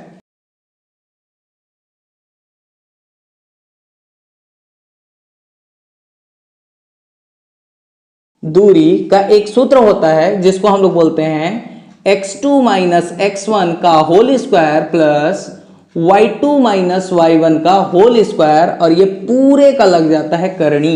ये सूत्र होता है, बहुत इंपॉर्टेंट सूत्र है, और ये एग्जाम के पॉइंट ऑफ व्यू से बहुत ज्यादा क्वेश्चन ये आता ही आता है। एक क्वेश्चन जरूर आएगा, दो बिंदुओं के बीच की दूरी, मतलब दो ठो बिंदु आपको दे देगा, कोई भी निर्देशांक दे देगा, इस टाइप का कुछ भी दे सकता है और बोलेगा ज्ञात कीजिए। तो अगर आपको ये सूत्र आपको पता है तो आप उसको आसानी से सॉल्व कर दोगे। कैसे, अभी मैं दिखाता हूं आपको कैसे, ठीक है। बाकी जब मैं इस चैप्टर को कंप्लीट कराऊंगा तो वहां पर और डिटेल से बताऊंगा। फिलहाल असाइनमेंट कर रहे हैं हम लोग, तो असाइनमेंट को देखो, ठीक है, देखते जाओ। तो जब आप इस सूत्र को देखते हो तो आपको क्या समझ में आ रहा है। मैं बोला था कि सूत्र कभी भी देखोगे उसमें देखना कि क्या क्या चीज आपके पास है, क्या क्या चीज ढूंढना है। देखो इस सूत्र को देखोगे तो आपको x2 दिखाई दे रहा है, x1 दिखाई दे रहा है, y2 दिखाई दे रहा है, y1 दिखाई दे रहा है, मतलब 4 चीजें हैं इसमें, x2, x1, y2, y1। अब इसको कैसे ढूंढते हैं ये भी समझते हैं, ठीक है, देखते जाओ। तो सबसे पहले अगर मैं दो बिंदुओं की बात करूं अगर इस क्वेश्चन के अकॉर्डिंग, तो ये रहा हमारा एक डायग्राम जिसमें बोला गया है कि एक बिंदु है भैया y अक्ष पर स्थित किसी बिंदु से, कोई बिंदु है मान लीजिए P, उसके निर्देशांक ज्ञात कीजिए। आपको निर्देशांक ज्ञात करने हैं इसके, और बोलता है कि जिससे ये जो निर्देशांक है वो समान दूरी पर स्थित है। तो दो बिंदु हैं A और B जो समान दूरी पर स्थित है। तो अगर आप ध्यान से देखो, दो बिंदुओं के बीच की दूरी ज्ञात करनी है, सूत्र है वो। तो यहां पर भी तो दो बिंदु दिखाई दे रहे हैं, एक P से A, एक P बिंदु पे दिख रहा है, एक A बिंदु पे। दो बिंदुओं के बीच की दूरी यहां भी हो जाएगा, यहां भी ज्ञात करना है, प्लस यहां पर भी P और B दो बिंदुओं के बीच की दूरी ज्ञात करनी है। मतलब एक बिंदु हो जाएगा आपका P से A, अगर ऐसे देखें हम लोग तो P से A हो जाएगा, और एक बिंदु हो जाएगा आपका P से B, ऐसा दो बिंदु हो गया। ऐसा समझ में आ रहा है बात? तो अब यहां पर देखिए, यहां पर अगर हम लोग ध्यान से देखें तो यहां पर x और मतलब इसमें भी x और y होगा कहीं ना कहीं पर, जैसा कि बताया x y, इसमें भी x y, इसमें भी x y, सब जगह x y मिलेगा। तो देख लेते हैं इसमें कौन कौन सा x है, कौन कौन सा y है। सबसे पहले p a को देखते हैं, इसको अभी आप मत देखो, p और a को देखो। तो x कौन दिखाई दे रहा है, दो ठो x दिखाई दे रहा है आपको। एक ठो x में क्या है 0, और एक ठो x में क्या है आपका 5, ये दिखाई दिया। ठीक उसी प्रकार अगर y की बात करें तो एक y पे कौन है, y ही है, और दूसरे y पे कौन है -2। सही बात है, देखिए आप ध्यान से, ठीक है, दिखाई दे रहा है आपको। तो ऐसे अब समझ में हमको नहीं आ रहा है कि अगर मैं आपसे पूछूं अभी देखो कि भैया x का मान बताइए, तो आप क्या बोलोगे 0, कोई बोल रहा होगा, कोई बोलेगा कि नहीं 5 होगा, ठीक है ना। तो कंफ्यूजन है, या कोई दोनों को ही बोल रहे होंगे, तो कंफ्यूजन एक तरह का है। तो इस कंफ्यूजन को दूर करने के लिए एकदम सिंपल सा काम करना है, इसको नाम दे देना है, जैसे कि x1 x2 y1 y2, बस बात हो गया खत्म। P से A की दूरी के लिए हम लोग को x1 x2 मिल चुका है सूत्र के अकॉर्डिंग, बस मान रखिए, सॉल्व कर दीजिए, सिंपल सा। ये तो हुआ किसके लिए, P से A बिंदु के लिए, P से A बिंदु के लिए हुआ ये, ठीक है। इसी प्रकार P से B के लिए निकालेंगे तो फटाफट बता दो क्या क्या होगा। P से B के लिए x, दो ठो x होगा इसमें, यहां पर भी x, यहां पर भी x, सही बात है। ऐसे ही y भी क्या होगा, दो ठो होगा, लिख लीजिए पहले, y भी दो ठो होगा। तो एक ठो x क्या हो जाएगा 0, और एक ठो x हो जाएगा क्या 3, यहां पर है। और y के लिए एक ठो में तो y ही है, और दूसरे में क्या है 4, ऐसे हो जाएगा। ये किसके लिए निकल जाएगा, P से B की दूरी के लिए। समझ में आ रहा है? तो ऐसे हम लोगों ने क्या किया, x1 x2, अच्छा इसको नाम नहीं दिए तो इसको नाम दे देते हैं x2, मतलब 1 2 1 2, ऐसे नाम दे दिए इसको, ठीक है। तो देखिए अब क्वेश्चन के अकॉर्डिंग ये आराम से क्या हो रहा है, x1 x2 मिल गया हमको, अब सीधा मान रखेंगे और सॉल्व कर देंगे दोनों को, ठीक है। और जैसा कि क्वेश्चन में बोला हुआ है कि समान दूरी पर स्थित है, मतलब PA और PB दोनों क्या होंगे, बराबर बराबर होंगे, तो दोनों को सॉल्व कर सकते हैं एक साथ क्वेश्चन के अकॉर्डिंग। तो ऐसे हम लोग ऐसे क्वेश्चनों को हम लोग हल करते हैं और निर्देशांक ऐसे निकाल लेते हैं। अब ज्यादातर बच्चे गलती कहां पर करते हैं, देखो बोला है P से A हम लोग निकाल रहे हैं, ना कि A से P। A से P निकालोगे तो x1 x2 चेंज हो जाएगा यहां पर, ठीक है। तो आप इस बात का ध्यान रखना कि P से A निकालना है आपको, A से P नहीं निकालना है, ठीक है। अगर A से P निकालोगे तो A का मान पहले लिखना पड़ेगा, मतलब x1 का मान क्या हो जाएगा 5, x2 का मान क्या हो जाएगा आपका 0, तो गड़बड़ हो जाएगा वहां पर, ठीक है। तो ये तो यहां से समान दूरी पर स्थित है ना, तो इसलिए ऐसा दिया हुआ है, ठीक है। चलो आगे देखते हैं क्वेश्चन को। तो ये था पूरा राम कहानी इस क्वेश्चन का, इस निर्देशांक ज्यामिति का। बहुत सारा चीज है इसके अंदर और भी, तो जब मैं चैप्टर कराऊंगा तो वहां पर मैं बता दूंगा। फिलहाल ये छोटा सा एक मोटा मोटा ऊपर से आउटलाइन था जो आपको इस क्वेश्चन को समझने में आपको मदद करेगा, क्योंकि क्वेश्चन नंबर 6वां भी इसी पार्ट से है, तो थोड़ा सा आपको आउटलाइन समझ में आ गया होगा, ठीक है। तो अब इसको हटाते हैं हम लोग और सीधा सीधा क्वेश्चन आंसर पे, डायरेक्ट इसका आंसर पे हम लोग क्या करते हैं, ध्यान देते हैं और उसको सॉल्व करते हैं, ठीक है। चलो देखो, हाँ भाई, तो यहां पर देखिए P से A की दूरी, दो बिंदुओं के बीच की दूरी, सूत्र लगेगा। यहां भी P से B की दूरी, दो बिंदुओं के बीच की दूरी का सूत्र लगेगा। और हमको यह भी पता है कि PA जो है वो बराबर है किसके, PB के। सही बात है, यह हमको पता है कि समान दूरी पर है, जितना ये रहेगा उतना ये रहेगा, दोनों बराबर बराबर, ठीक है। सूत्र लगाइए, सबसे पहले PA के लिए लगाते हैं, फिर PB के लिए लगाएंगे, देखते जाओ, लगा लेते हैं। थोड़ा सा मैं इसको साइड में लिखता हूं ताकि ये हमारा ना मिटे जो हम लोग लेकर के आए हैं, ठीक है। तो ये हो जाएगा आपका PA बराबर हो जाएगा, यहां पर हमको पता ही है क्या है, PB। अब इसके लिए सूत्र लिखते हैं, हमको पता है क्या सूत्र होता है हमारा, दो बिंदुओं के बीच का दूरी x2 माइनस x1 का whole square plus y2 minus y1 का होल स्क्वायर बराबर, इसके लिए भी वही होगा। और पूरे का करनी लगाना मत भूलना, ठीक है। तो यहाँ भी x2 माइनस x1 का whole square plus y2 minus y1 का होल स्क्वायर और पूरे का करनी, ऐसा दोनों के लिए सूत्र लग गया। पहले P से A बिंदु के निकाल रहे थे हम लोग, उसके लिए सूत्र, और दो बिंदुओं के बीच के लिए इसके लिए सूत्र, ठीक है। अब मान रखते हैं हम लोग, PA का मान ये रहा x1 x2 का, PB का मान ये रहा, इसको उधर रखेंगे, इसको इधर रखेंगे, चलो रख लेते हैं। तो यहाँ मान रखेंगे हम लोग, तो मान रखने पर लिख देते हैं, रखने पर मान रख देते हैं, करनी अपने जगह पे करनी, ठीक है, कोष्टक x2 का मान क्या है भाई हमारे PA में, तो PA में x2 का मान है 5 रख देते हैं, माइनस x1 का मान क्या है 0 रख देते हैं 0, स्क्वायर है स्क्वायर, प्लस है प्लस, कोष्टक है कोष्टक, y2 का मान क्या है भाई, y2 का मान है -2 रख दो -2, माइनस y1 का मान क्या है y। कई लोग यहाँ पर कंफ्यूज होते हैं कि y1 का मान आप -y क्यों रखे, माइनस मैं सूत्र का रखा हूं देखो, ठीक है। y1 का मान क्या है, y1 का मान y है, तो इसलिए मैं y को केवल रखा हूं, माइनस जो है सूत्र का है, ठीक है। स्क्वायर लगा है, स्क्वायर लगा दीजिए बराबर। इसी प्रकार उधर भी मान रख लेते हैं, देखते जाओ ऐसे।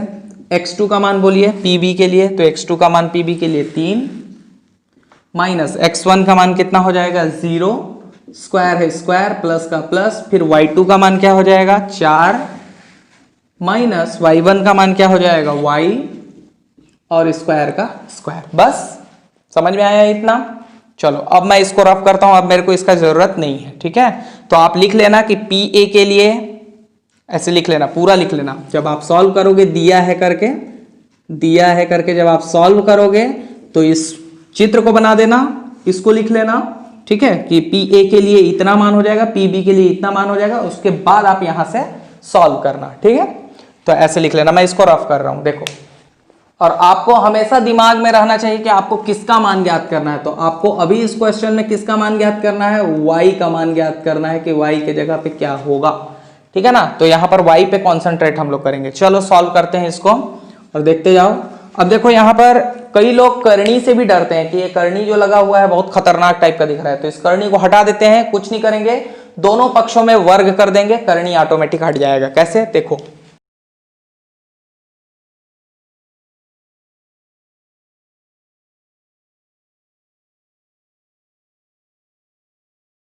वर्ग करने पर दोनों पक्षों में क्या कर दिया हम लोगों ने, वर्ग कर दिया। अब देखिए गणित का यही नियम है कि यहां पक्षपात नहीं चलता, अगर आप एक के साथ कर रहे हो तो दूसरे के साथ भी वही करना पड़ेगा। मतलब अगर आप एक तरफ वर्ग कर रहे हो तो दूसरे तरफ भी आपको वर्ग लगाना ही पड़ेगा, ठीक है। चलो देखो कैसे सॉल्व करते हैं इसको। तो ये कुछ ऐसे दिखाई देगा, जैसे ज्यों का त्यों रहेगा, तो ये हो जाएगा 5 माइनस, चलो घटा देते हैं यार, सॉल्व ही कर रहे हैं तो क्या दिक्कत है, ठीक है।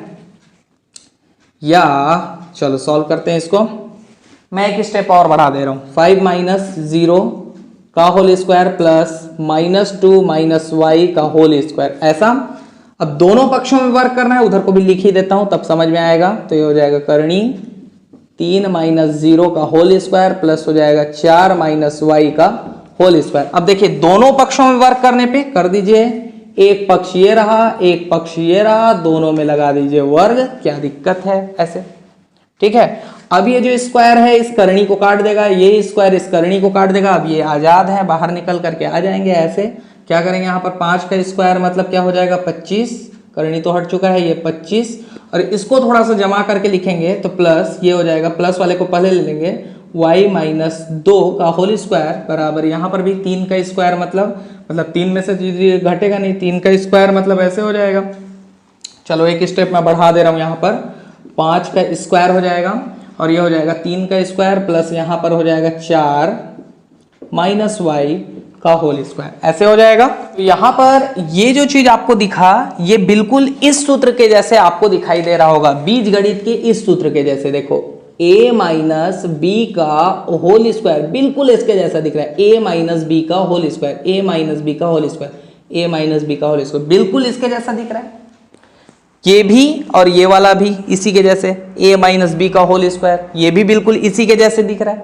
देखो अगर आप ध्यान से देखोगे तो a माइनस बी का होल स्क्वायर उसी टाइप का दिख रहा है कि नहीं दिख रहा है, दोनों के दोनों।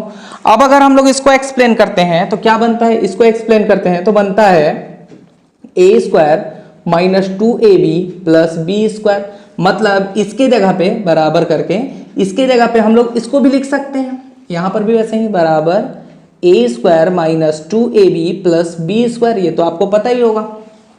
तो इसके जगह पे हम लोग ऐसा लिख सकते हैं, या इसको एक्सप्लेन करते हैं, बढ़ाते हैं तो ऐसा बनता है। तो ये भी तो बिल्कुल इसके जैसा दिख रहा है, तो हम क्या उसको ऐसे लिख सकते हैं कि नहीं लिख सकते? बिल्कुल लिख सकते हैं। बस फर्क क्या पड़ जाएगा, यहां पर a के जगह में क्या हो जाएगा y और b के जगह में 2 हो जाएगा। ठीक उसी प्रकार यहां पर a के जगह में हो जाएगा 4 और b के जगह में क्या हो जाएगा y। मैं लिख करके दिखाता हूं आपको, बस आपको यह ध्यान रखना है कि जब मैं इसके लिए लिखूं तो कभी भी a बोलूंगा, मतलब ऐसा दिख रहा है ऐसा लिखेंगे, तो a बोलूंगा तो आप बोलना y, b बोलूंगा तो बोलना 2। ठीक उसी प्रकार यहां पर जब मैं a बोलूंगा तो आप बोलना 4 और b बोलूंगा तो क्या बोलोगे y। ठीक है, तो बस इसको हम लोग एक्सप्लेन करते हैं, पहले इसको उतारो फटाक से। तो अब हम लोग इसको सॉल्व करेंगे, तो 5 का स्क्वायर मतलब तो हो जाएगा सीधा सीधा 25, इसका काम खत्म हो गया, प्लस का प्लस अपने जगह पे। अब देखिए ये वाला ऐसा दिख रहा है, ऐसा बनाएंगे तो a स्क्वायर मतलब आपके पास क्या है y ना, तो जहां जहां पर a लिखा है वहां पर y रख दीजिए, जहां जहां b लिखा है वहां 2 रख दीजिए। तो a स्क्वायर मतलब क्या हो जाएगा y स्क्वायर, ठीक है, माइनस का माइनस 2 का 2 इंटू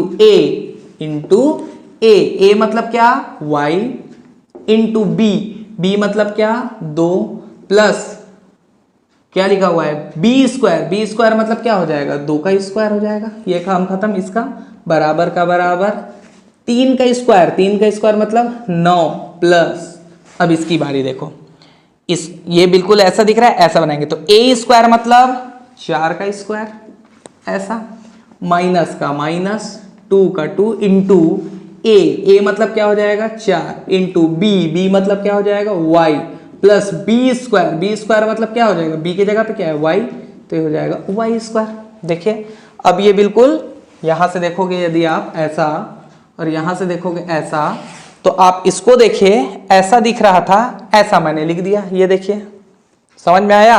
तो अब इसको सॉल्व कर लेते हैं फटाक से। तो देखो ये 25 का 25, y स्क्वायर का y स्क्वायर माइनस कोई चिन्ह नहीं है मतलब गुणा, तो 2 दूने 4y प्लस 2 दूने 4 बराबर 9 का 9 अपने जगह पे, प्लस 4 का स्क्वायर मतलब 16 माइनस 4 दूने 8y प्लस क्या हो जाएगा y स्क्वायर हो जाएगा। ठीक है, आगे सॉल्व कर लेते हैं। देखो जोड़ लेते हैं, 25 तो 4 कितना हो जाएगा आपका 29 plus y square minus 4y बराबर 16 और 9 को जोड़ेंगे तो कितना हो जाएगा 25 प्लस हो जाएगा 8y प्लस क्या हो जाएगा y स्क्वायर। आपको y का मान निकालना है, शुरू से ही आपको पता है निर्देशांक आपका p का निर्देशांक क्या था 0, y, तो आपको y का मान निकालना है। तो y के लिए y वाले को एक साइड ले लीजिए, तो ये कुछ ऐसा दिखाई देगा, यहाँ से y स्क्वायर माइनस 4y, वैसे ही 8y प्लस में इधर आएगा माइनस 8y प्लस वाला माइनस y स्क्वायर बराबर यहाँ से क्या है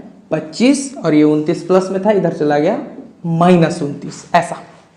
ठीक है, आगे देखिए आप लोग, तो यहाँ पर y स्क्वायर प्लस में माइनस में कैंसिल, यहाँ पर माइनस माइनस माइनस लेकिन संख्या जुड़ जाएगा, 8 और 4 को जोड़ेंगे तो 12y बराबर 29 में से 25 घटाएंगे कितना आ जाएगा आपका, तो यहाँ पर आ जाएगा -4 ऐसे बचेगा। आपको y का मान चाहिए, -12 गुणा कर रहा है उधर चला जाएगा भाग करेगा, तो y बराबर हो जाएगा -4 बटे -12, माइनस से माइनस कैंसिल, 4 से काटेंगे तो 4 तिया 12, मतलब y का मान क्या आ जाएगा 1/3। तो इस y के जगह पे क्या हो जाएगा आपका 1/3 हो जाएगा ऐसा। तो ये y का मान आपका निकल करके आ गया 1/3, यही है आपका आंसर। ठीक है, आई होप आपको समझ में आया होगा। ये क्वेश्चन मुझे थोड़ा सा लगा कि ये क्वेश्चन कहीं ना कहीं पर गलत है, मैं उसको नेक्स्ट वीडियो में या जब मैं पढ़ाता रहूंगा इस चैप्टर को तो वहां पर मैं इसको समझा दूंगा डिटेल से। फिलहाल आप इसको असाइनमेंट में ऐसे लिख सकते हो।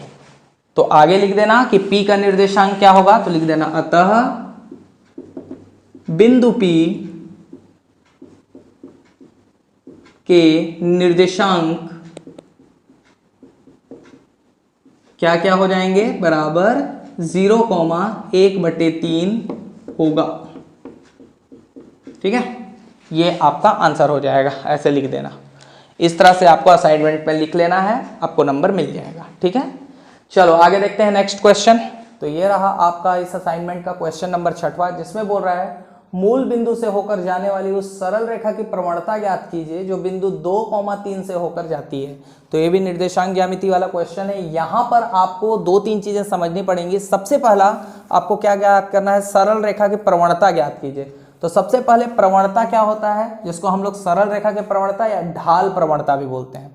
और ढाल प्रवणता या सरल रेखा की प्रवणता को हम लोग दर्शाते हैं m से। मतलब अगर मैं प्रवणता की बात करूं तो इसको हम लोग दर्शाते हैं m से। और इसका एक छोटा सा सूत्र होता है y2 माइनस y1 बटे x2 माइनस x1। ये छोटा सा सूत्र होता है, बस इसको आपको याद रखना है। ठीक है, कभी भी प्रवणता पूछेगा m का मान तो आपको ये सूत्र याद रखना है। अब चलते हैं क्वेश्चन की तरफ। देखिए x1 x2 y1 y2 मैं निकालना सिखा चुका हूं, लेकिन यहां पर दिक्कत क्या आ रही है कि केवल एक ही निर्देशांक दिया है। ठीक है, लेकिन यदि आप ध्यान से देखोगे, ठीक है, तो यहां पर बोला है मूल बिंदु से होकर के। तो मूल बिंदु, यहां पर मूल बिंदु होता क्या है, मूल बिंदु होता है 0,0। कभी भी मूल बिंदु बोलेगा तो इसका मतलब होता है 0,0। इसी को हम लोग बोलते हैं मूल बिंदु। x अक्ष में भी मूल बिंदु आता है, जैसे x अक्ष और y अक्ष हुआ ना, x अक्ष और y अक्ष जहां पर दोनों टकराते हैं ये 0 होता है, x अक्ष के लिए भी और 0 होता है y अक्ष के लिए भी। इसी को हम लोग मूल बिंदु बोलते हैं। तो मूल बिंदु ये वाला है, समझ में आया ना, 0,0 से होकर जाने वाली उस सरल रेखा की प्रवणता, मतलब ये चीज ज्ञात कीजिए जो बिंदु 2,3 से होकर के जाती है। तो एक तो हमको ये मिल गया, एक मिल गया 2,3, दो ठो निर्देशांक हमको मिल चुके हैं। बस इसका मान ज्ञात करना है, सॉल्व करना है। कैसे करेंगे देखो। तो सबसे पहले दिया है,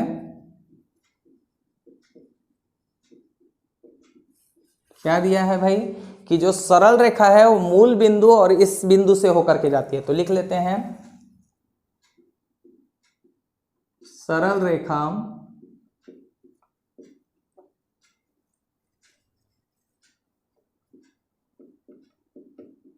मूल बिंदु, जिसको हम लोग क्या बोलते हैं 0,0 व कौन सा बिंदु 2,3 से होकर जाती है, होकर जाती है। ठीक है, इस प्रकार दो ठो निर्देशांक कौन कौन हो गए, 0,0 और 2,3। ठीक है, तो यहां पर भी एक्स वाई होगा, यहां भी एक्स वाई होगा, यहां पर भी एक्स वाई होगा, यहां पर भी एक्स वाई होगा। सही बात है, मतलब दो ठो एक्स दो ठो वाई। तो अब हम लोग निकालेंगे x1 x2, अतः निकालेंगे हम लोग x, दो ठो x का मान निकलेगा और दो ठो y का मान निकलेगा। कौन सा होगा, कॉमा के इधर वाले को x, तो इसके लिए x 0 और यहाँ पर x क्या निकलेगा 2। सही बात है। y की बात करें तो यहाँ पर 0 और यहाँ पर y का मान क्या आ जाएगा 3। सही है, ऐसे निकाल लिए। अब हम लोगों को कंफ्यूजन होगा कि x बोलने पे कौन से x की बात कर रहे हैं या y बोलने पे कौन से y की बात कर रहे हैं। तो हम लोग इसको नाम दे देते हैं x1 x2 y1 y2, ऐसा नाम दे देते हैं। ठीक है, ये हो गया कहानी खत्म इसका। अब बस सूत्र लगाइए और हल कीजिए। तो सरल रेखा की प्रवणता का सूत्र क्या है, तो लिख लेते हैं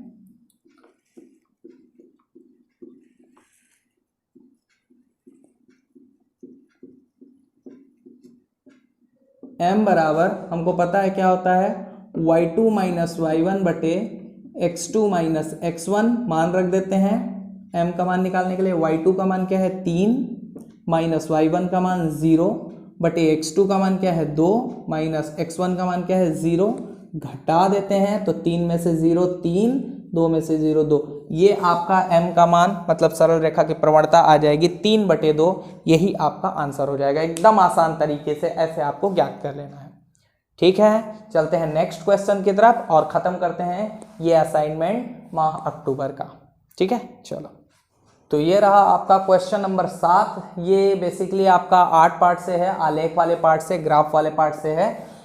मतलब इसमें आपको ग्राफ बनाना है। बेसिकली यहाँ पर देखिए आरेख खींचिए, आरेख बनाना है। पहले क्वेश्चन समझते हैं, फिर हम लोग ग्राफ के बारे में डिस्कस करेंगे कि ग्राफ को कैसे बनाया जाए। ठीक है, देखो तो क्वेश्चन में बोलता है कि एक व्यक्ति द्वारा 5 सप्ताह तक उपयोग किए गए प्याज की मात्रा किलोग्राम में निम्न सारणी में दी गई है। सारणी बनी हुई है, इसमें एक व्यक्ति है जो हर सप्ताह कितना प्याज का उपयोग करता है वो दिखाया गया है। जैसे सप्ताह दिया गया है 1 2 3 4 5 सप्ताह दिए गए हैं और प्याज की मात्रा किलोग्राम में दिया गया है। मतलब पहले सप्ताह 1 किलो यूज किया, दूसरे सप्ताह फिर 1 किलो, मतलब 2 किलो हो गया, तीसरे सप्ताह फिर ये 1 किलो यूज़ किया, 3 किलो, ऐसे करते करते 5 सप्ताह में वो 5 किलो प्याज उपयोग कर लिया। ठीक है, तो उसी के बीच सप्ताह तथा उपयोग किए गए प्याज की मात्रा के बीच आरेख खींचे, ऐसा बोल रहा है। ठीक है, एकदम आसान है यार, एकदम आसान।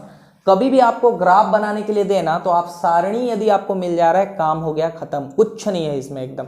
देखो ध्यान से देखो, आपको कुछ नहीं करना, बस एक छोटा सा ट्रिक है, वो याद रखना, आपका ग्राफ कभी गलत हो ही नहीं सकता। ठीक है, देखो ध्यान से, आपको कुछ नहीं करना, ऊपर वाले को आपको हमेशा मानना है x और नीचे वाले को हमेशा क्या मानना है y, बस इतनी ही छोटी सी बात है। यदि ये पता रहेगा तो आप ग्राफ का कोई भी क्वेश्चन सॉल्व कर लोगे। ठीक है, देखो कैसे। अब इसके बीच हम लोग को ग्राफ बनाना है। ग्राफ हमको पता है कैसे बनाते हैं, x अक्ष और y अक्ष पे बनाते हैं। तो सबसे पहले ये ही है आपका अक्ष, तो x अक्ष पे कौन है, x अक्ष किधर होता है, ऐसे होता है x अक्ष। ठीक है, तो इसको ले लेते हैं, देखते जाइए आगे आप लोग।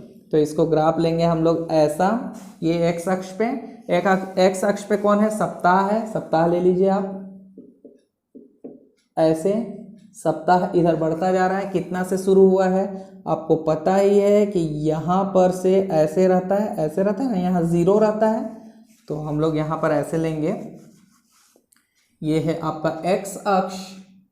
ठीक है, बढ़ता हुआ आगे की तरफ ऐसे एरो कर देना, एरो का मतलब होता है कि ये और आगे तक गया हुआ है। ठीक है, ये आपका y अक्ष। ठीक है, चलो लिखते हैं कौन कौन सा सप्ताह। सबसे पहले एक सप्ताह, पहला सप्ताह, फिर दूसरा सप्ताह, फिर तीसरा, फिर चौथा, फिर पांचवा सप्ताह। बस आपको इस ग्राफ में ध्यान रखना है कि सप्ताह x वाला इधर रहता है। ठीक है, x अक्ष पे रहेगा। ठीक है, ऊपर वाला और नीचे वाला y अक्ष पे, मतलब प्याज की मात्रा। तो यहाँ लिख लेते हैं प्याज की मात्रा किलोग्राम में। ठीक है, किग्राम में, ऐसा। अब इसमें प्याज की मात्रा 1 2 3 4 5 दिया ही हुआ है। पहले सप्ताह 1 किलो, ऐसे, तो 1 2 3 4 5। आपके पास ग्राफ पेपर होगा तो और अच्छे से बनेगा, आप उसको देख लेना। ठीक है, तो अब यहाँ पर 1 है, तो पहले सप्ताह कितना यूज़ किया, तो 1 में 1 है, तो पहले सप्ताह उन्होंने यूज़ किया 1 में 1, तो यहाँ पर। ठीक है, 1 बिंदु मिला यहाँ पर। दूसरे सप्ताह कितना यूज़ किया, तो दूसरे सप्ताह 2 किलो यूज़ किया, कहाँ पर मिला, यहाँ पर दूसरा बिंदु मिला। तीसरे सप्ताह कहाँ पर मिला, जब आप कॉपी पेन पे बनाओगे तो और अच्छे से बनेगा, मैं ऐसे रफली बना दे रहा हूँ आपके लिए। तो ये तीसरे सप्ताह। चौथे सप्ताह का बनाएंगे तो यहाँ पर आसपास, ये रहा चौथा सप्ताह। ऐसे ही पाँचवें सप्ताह के लिए बनाएंगे तो यहाँ पर पाँचवा सप्ताह। यदि इसको हम लोग देखें तो इसको ऐसे मिलाता हुआ एक रेखा बन रहा है, और ये सरल रेखा है, ये बन गया आपका ग्राफ। बस इतना ही काम करना है आपको। देखो समझ में आया। तो y अक्ष पे बस आपको याद रखना है कि कभी भी टेबल देखोगे, ऊपर वाले को आप हमेशा x मानना, नीचे वाले को y मानना, बस। और आपको पता ही है अक्षों के बारे में, मैंने बताया हुआ है कि ऐसे 2 अक्ष होते हैं, एक x अक्ष होता है, एक y अक्ष होता है, चारों तरफ एरो बने रहते हैं ऐसे, इसका मतलब आगे पीछे ऊपर नीचे। ठीक है, यहाँ पर x अक्ष पे कौन है आपका, सप्ताह, मैंने सप्ताह लिखा, एरो बनाया क्योंकि आगे बढ़ सकता है। ठीक है, x अक्ष पे। ठीक उसी प्रकार y अक्ष इधर की ओर, प्याज की मात्रा आ गई, जो था उसको लिख दिया, 1 2 3 4, 1 2 3 4 5 तक, इधर भी 1 2 3 4 5 तक, और ऐसे ग्राफ आपका बन गया। तो आई होप ये असाइनमेंट आप लोगों के लिए आसान हुआ है। तो इसको एक लाइक सब्सक्राइब कर देना, जो भी अपने दोस्तों के साथ शेयर कर दो, और इस क्वेश्चन को बना लेना और अपने स्कूल में जाकर के असाइनमेंट जमा कर देना। ठीक है, मैं मिलता हूँ नेक्स्ट वीडियो में, तब तक के लिए बाय बाय।